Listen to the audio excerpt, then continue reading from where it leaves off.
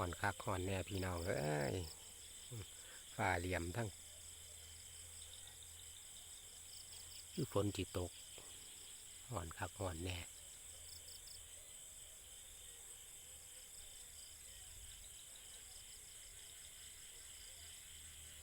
ฝ่าเหลี่ยมคือสิอยู่ไกลอยู่เบิ่งท้องฟ้าแล้วยืดพ่นพิสัยพี่น้อง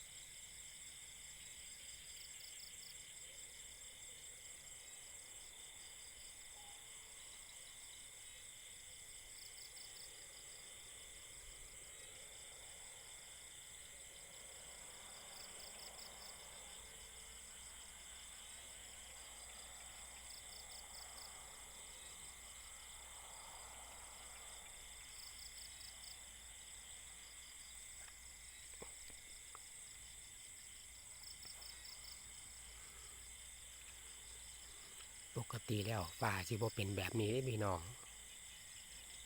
อาจจะเป็นแปลกๆนะในยุคนี้นะพี่น้องนะธรรมดาแล้วฝนจิตกฟ้าแลบฟ้าห้องมันบ่มีนี่พี่น้องอันนี้ฟ้าเหลี่ยมฟ้าแลบเนี่ยมาขึ้น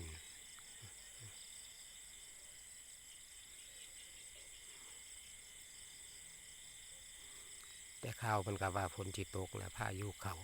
ว่าให้ระวังภาคอีสานเหมือนว่าพายุเขาฝนกระโชกลมกระโชกแรงเหมือนว่าพายุสิเขาประมาณ2-3 มื้อตั้งแต่วันที่4ที่5ที่6ที่7เนาะมื้อนี้ก็วันที่5แล้ว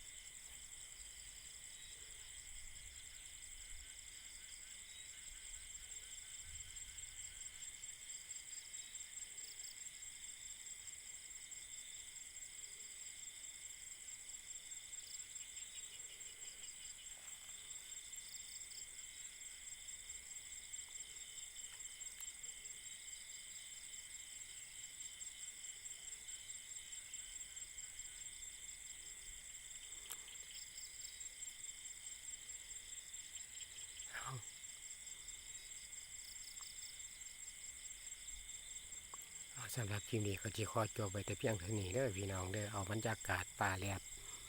ป่าเหลี่ยมย่ำมาค่ำกลางคืนเนาะคือฝนจิตกเนี่ยแต่บาง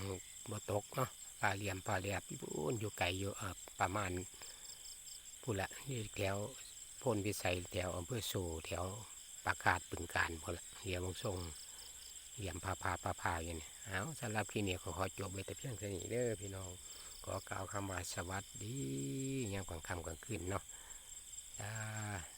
ไปแล้วเด้อพี่น้องเด้อ